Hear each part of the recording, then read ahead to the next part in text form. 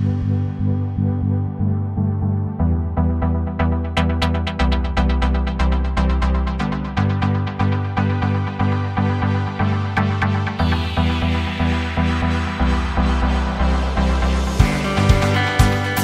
Globetrotters et bienvenue ici au 9e festival Partir Autrement dans le 15e arrondissement de Paris durant 2 jours. Et bien ce festival est dédié aux routards, aux Globetrotters, aux tours du mondiste et notamment comme Olivier Bourreau qui est avec nous aujourd'hui. Bonjour, comment vas-tu bien? Bonjour, ça va, merci. Merci d'accepter cette invitation sur le plateau d'ABM TV. Tu es ici durant ces 2 jours, donc tu es plus, on est dimanche durant l'enregistrement.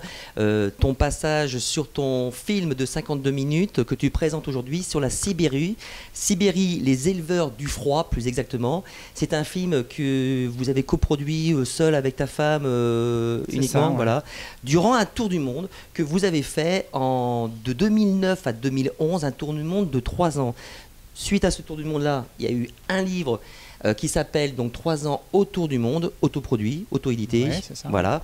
Et ce livre-là est assez particulier, enfin assez sympa parce qu'en fait, ce sont 24 fiches techniques. C'est quoi ces fiches techniques qu'on trouve dans ce livre ? En fait, c'est une fiche qui retrace un pays. Donc on a traversé le monde, 24 pays, 24 fiches. D'accord, donc en fait c'est des conseils, ce qui vous est arrivé. C'est à la fois des histoires, à la fois des choses, des rubriques un peu récurrentes avec une recette de cuisine par pays. Oui, c'est ce que je vois là, le Boboti, et on est où là ? On est en Afrique du Sud. Ouais. D'accord, ok. Donc 3 ans donc autour du monde. On rappelle pour ceux qui ne te connaissent pas que toi, donc alors vous avez la quarantaine avec ta femme Claudine Bourreau qui t'a accompagnée. Vous vivez dans le nord de Nice, au parc du Mercantour. Mercantour, pardon. Et vous avez décidé de partir un jour. Pour quelle raison vous vouliez faire ce tour du monde? Vous étiez déjà des voyageurs auparavant? Oui, on était des voyageurs. Et puis la vie étant ainsi faite qu'on a toujours une bonne raison de remettre un voyage à demain, un voyage au long cours. Et puis il a fallu un élément un peu déclencheur chez moi. C'est moi qui était malade à une époque, donc j'ai eu un cancer, ce qui a été une période un peu compliquée, mais qui m'a donné en tout cas l'idée que oui, quand on avait des projets, il fallait pas forcément les remettre trop à demain. Éviter de procrastiner parce que voilà. Voilà, donc on a fait une parenthèse un peu dans nos vies professionnelles et on est parti 3 ans. Donc voyager dans des endroits du monde qui nous faisaient rêver. Et durant donc, ces 3 années, vous êtes passé par la Sibérie, d'où le film. C'est ça. Un film de 52 minutes, 3 ans autour du monde, un seul film ou plusieurs films? Et là aujourd'hui c'est la proposition, c'est vous nous montrez ce film. On a fait plusieurs films, voilà, dont un sur la Sibérie, mais on a fait aussi des films plus axés sur le vélo avec la traversée de l'Afrique australe en particulier, et un film un peu plus particulier aussi avec les caravanes de sel du Sahara qu'on avait suivi, sans vélo bien sûr cette fois-ci, pendant à peu près un mois. Alors qu'est-ce qui se passe donc, dans ce film? Qu'est-ce que vous montrez? Est-ce que c'est un portrait des gens qui vous ont reçus, accueillis ou Oui, c'est un portrait. Ce qui nous attirait, disons-nous, dans le voyage d'une manière générale, c'était la rencontre des gens qui ont des modes de vie hyper éloignés des nôtres, pardon. Et à ce titre-là, les éleveurs du froid, c'était quelque chose pour nous, dans notre imaginaire en tout cas, qui était vraiment étonnant. Donc on avait envie d'aller passer du temps avec eux, juste pour voir leur mode de vie à eux, voir comment ils survivent finalement dans l'hostilité de la taïga, où il fait moins 20, moins 30, moins 50. Ouais, on revient dans les images, là c'était en plein hiver. Hein. Et on a des gens qui vivent sous des tentes avec une vulgarache et un poêle à bois et qui sont capables de s'adapter à des conditions extrêmes. Et nous, c'est un truc passionnant qui nous a animés tout au long de ce voyage. Alors par contre, comment ça se passe de rencontrer des locaux comme ça? C'est une famille avec des enfants qui vivent donc sous la tente, hein, comme tu dis. Ouais. On se pointe comme ça, on frappe à la toile. C'est un peu ça l'idée. D'accord. Hein. C'est vrai que c'est un peu ça. C'est difficile dans ces contrées très éloignées d'avoir des informations, de prendre des contacts. Il n'y a pas évidemment d'électricité, il n'y a impossible pas d'anticiper, quoi. Tout ça. C'est très compliqué en tout cas.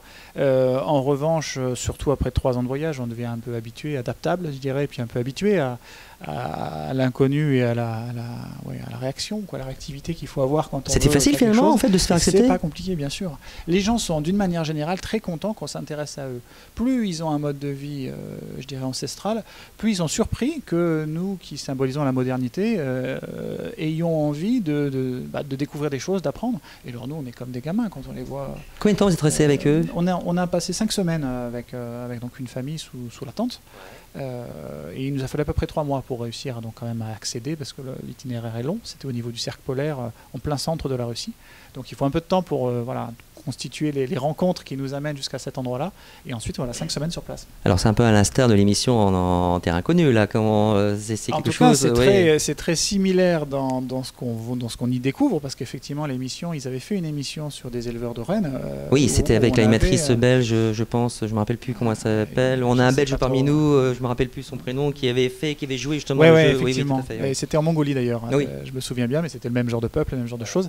Et effectivement, ce qu'il y a dans l'émission, c'est tout à fait ce que nous on a vu. C'est le mode de vie là, il est pas travesti. C'est exactement comme ça que les gens. Alors quelque part, donc c'est l'émission qu'on vient de citer tout à l'heure. Bon, il y a toute une production autour. Là, vous étiez 2 backpackers, 2 tours du mondiste avec vos caméras. Ils vous ont accepté d'une part pour vivre avec eux, mais d'autre part ils ont accepté les caméras, ils ont accepté le reportage. Ouais, alors les choses se font pas aussi franchement que ça.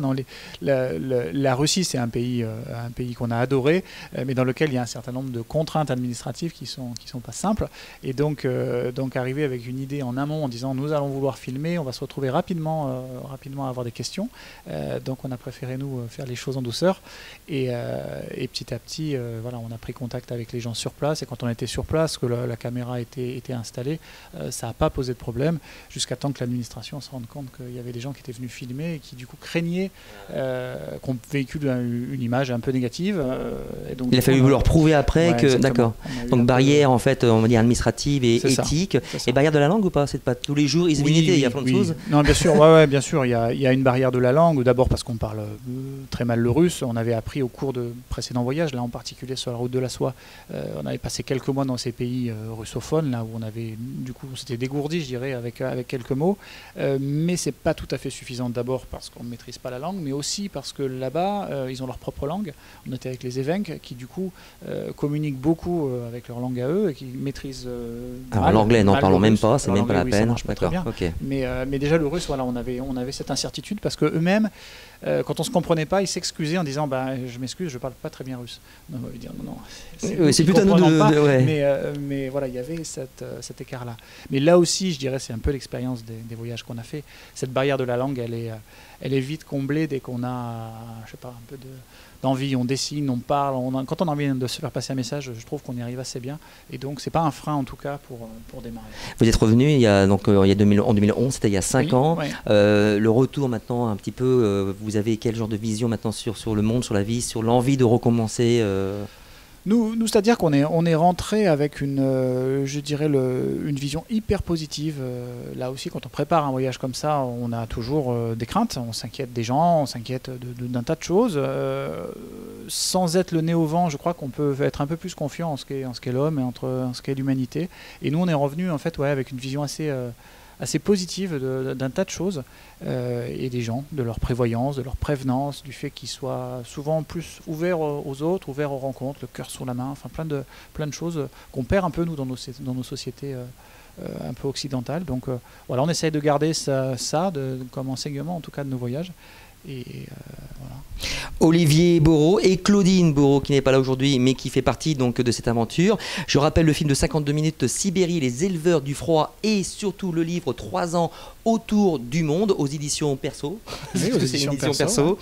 Ouais. Merci d'être... Alors il y a aussi un site internet que j'ai fait oublier qui s'affiche juste ici, à nouveau sur lesroutes.fr si vous voulez rencontrer Olivier, et bien pour avoir des informations complémentaires, pour le rencontrer ou pour préparer justement pourquoi pas le même style d'aventure, n'hésitez pas d'aller sur ce site internet. Merci à nouveau de ta venue, mais surtout ne quitte pas, ne bouge pas, parce que maintenant c'est l'interview du Globetrotter.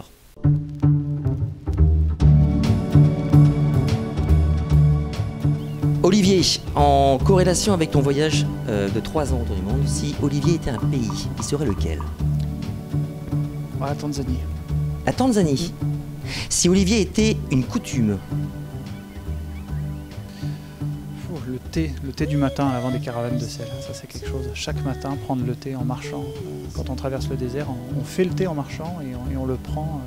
Et on se brûle en marchant aussi en le prenant. On se brûle en marchant en le prenant, ouais. Si Olivier était un outil indispensable pour préparer un tour du monde, un objet, un équipement? Un couteau, je dirais. Style le couteau suisse, utile à tout. Un opinel, juste un truc. Si tu étais une langue étrangère?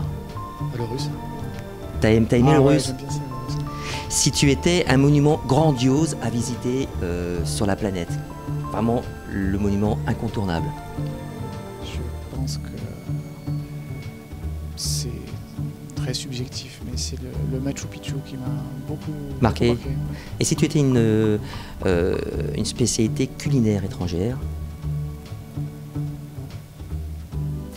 J'aime bien les beureks en Turquie. Les beureks, Ouais. ça base de quoi?